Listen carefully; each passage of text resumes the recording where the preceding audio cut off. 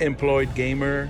Today I'm going to talk about my top 10 worst video games of all time.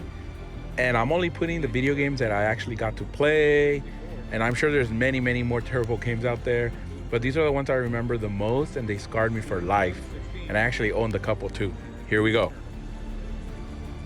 Number 10, WCW Nitro for the PlayStation 1. Here, PlayStation was actually trying to compete against the Nintendo 64 with its success of all the wrestling games it had. But the PlayStation 1 failed miserably. As you can see, WCW Nitro is that perfect example of failure. My friend Elias must have been on drugs, honestly, when he purchased this game, because he told me this was good as WCW Revenge. He said it was amazing like it, but it was actually the opposite. Bad graphics, terrible controls, and just look at the footage. I mean, come on. This is definitely a disgrace. WCW Nitro is trash. Number 9, Sonic Boom for the Wii U. And the game might look pretty good, as you can see here. But let me tell you, it's a really, really bad game. And I mean real bad. It was exclusive for Wii U, so you would think it would be a great game. But after playing the first stage, I went back to my virtual console to play the original for Genesis, just so that I can feel better. And so I didn't hate Sonic anymore, basically, you know? Because at this point, playing this game made me hate Sonic a lot. But this game is terrible. Loading times are bad. The graphics aren't the greatest. Overall, though, gameplay, it's I hate it. Number 8, Mario is Missing for the Super Nintendo. You would think, because it's a Mario game, it's gonna be a great game, correct? Well, my friends, it is the opposite. And when my friend Giovanni bought this game, he must have thought the same thing. He must have thought, I have a hidden gem. Nobody's heard of this game. But honestly, we later found out it should have stayed hidden. You know, it should have stayed like that. It's one of the worst games I've ever played on the Super NES. Has nothing to do with any Mario game. And to be honest with you, we buried this game in a hole. We covered it with cement so it could be forever lost and forgotten. I mean, what kind of human would put a kid through such a disaster of a game, you know? I don't ever want to play this game ever again. Number 7, Who Wants to Beat Up a Millionaire for the Sega Dreamcast. And that's right, you heard me correct. Who Wants to Beat Up a Millionaire. It's a parody of Who Wants to Be a Millionaire, of course. And if you're a fan of the TV show, then this game isn't for you, or for anybody in that case. My brother-in-law Jaime owned this party game, and let me tell you, I hated it from the start. I don't know what to say about this game, but it turns out beating up a millionaire is not a fun time. Games like this didn't deserve to be on the Dreamcast, and it's probably one of the reasons the console died. But stay away from this game, and let's just stick to the TV show reruns, at least. Let's move on to the next one. Number 6, Mortal Kombat Mythologies Sub-Zero 64. You would think, because it's a Mortal Kombat game, this game's gonna kick ass, but it's actually one of the worst Mortal Kombat games ever created. And I am gonna tell you this was one of the first Nintendo 64 games I played, so it didn't make a good impression on me. My friend Jairo rented this game, or whatever this is, and let me just tell you, I'm glad it wasn't me that spent my hard-earned cash on this one. Everything about the game is lame. The controllers are lame. The music's annoying as hell. Everything is just so clunky. I mean, I'm in shock right now, just remembering by watching this footage. Not even the blood gives you the nightmares, but the actual gameplay and all these bugs and glitches will. I just hate this game a lot. Let me retry that again. I hate this game so much. Finish him. Number 5, Home Alone for the Super Nintendo. My friend Giovanni, like any other kid, must have thought because the movie was fun that the game would be fun. But guess again, this game was trash. It was crappy. Had nothing to do with the movie, really, if you look at the footage. And I feel bad for my friend once again for owning yet another piece of garbage. And it was part of his collection. Again, I'm glad it wasn't me. But just look at this game. It's another one that I wish I can erase from my mind. But anyways, you guys give up or you're thirsty for more? Yeah, let's move on.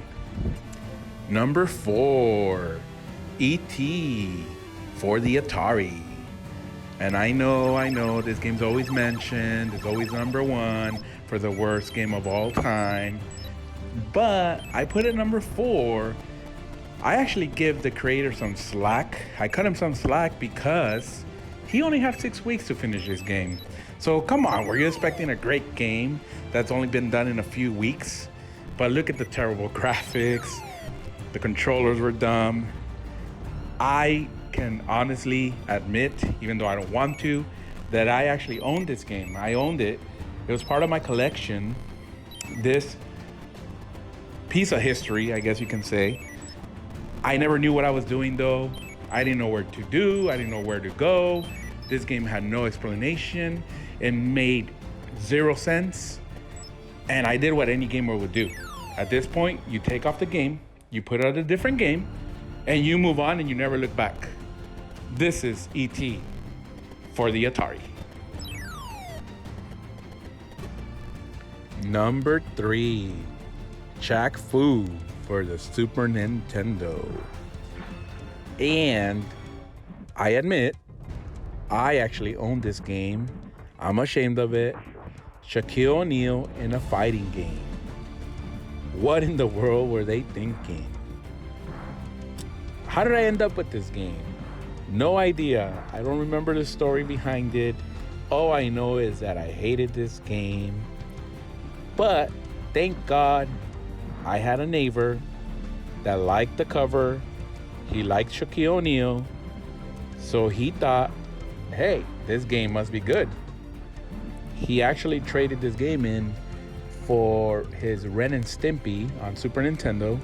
We did a trade-in, and that was it. I never looked back. I'm glad I got rid of it. Terrible game. Just look. This is not a joke. That's for Super Nintendo.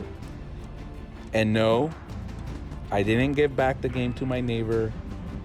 As soon as he found out this game was a piece of crap, he wanted to return it, and I said, nope. Sorry. You snooze, you lose. But what a sad game Shaq Fu is. They actually remade it. Huh. Interesting. Number 2, Superman 64. My friend owned this one. I haven't mentioned him, and I won't. I promise to keep him anonymous. Because, yes, he's that embarrassed for me to tell the world, or at least my 10 followers, that he owned this game. He's embarrassed. He doesn't want nobody to know he owned it. That's how bad this game was. He doesn't want his identity being told. Like a good friend, I will not say his identity. The graphics Well, just look. The controllers, yikes. The graphics were so bad. They called this fog part of damn Metropolis. They call it some Delhi fog or some bullcrap. Anyways, nothing's gonna save this game. You probably heard it 1,000 times how bad it is. And the reputation it has, let me tell you, the legend is true. This is all true. The only person I know that actually beat this game is my anonymous friend. Me, I never made it to the damn rings. It's impossible. I can't even believe it's a Nintendo 64 game, to be honest with you. And what the heck? I'll tell you who owns this game. His name is Ricardo Vargas. Phuket. There, I said it. Sorry, man. You're on your own. F this game. I hate you for owning it and for making me play it. There, I said it. Number 1. Rise of the Robots for the Super Nintendo. I hate this game so much. Ugh. Let me catch my breath so I can start talking about it. Anyways, I hate it. I hate it so much. Just because it fooled me. It fooled my cousin Hector and my brother Rigo. It fooled us. The cover art and the graphics and those pictures in the back made it seem this game was gonna kick so much ass. We walked to our local video game store, actually video store. We walked. It was miles away. It was literally about an hour away. We rented the game. We went home. And this is what we got. This piece of shit. Excuse my language, but I'm pissed. This game came out over 20 years ago. I get it. But this is ridiculous. It really is, honestly. I mean, to perform a stupid move like this knife, you literally have to do up, down, left, right. Just like the Konami code. And it does that stupid little knife, and I still remember it. The music, oh my God, the music is stuck in your head. It's a stupid loop over and over. The characters are so uninspired. They made us laugh so much. I don't think I've ever laughed so much at a stupid game. It made me laugh more than any stand-up comedian I've seen, honestly. I mean, I'm not trying to be funny. It's just the truth. I'm not mad. I'm just so damn annoyed about talking about Rise of the Robots. How it got made, I have no idea. And I gotta tell you something before I leave. There was a stupid sequel. That's right. There was Rise of the Robots Part 2. I don't know what the hell they were thinking. But anyways, I never want to see or play Rise of the Robots ever again. That includes Part 2. Rise of the Robots, you made it to number 1. Congratulations on being the worst game of all time in my stupid little world.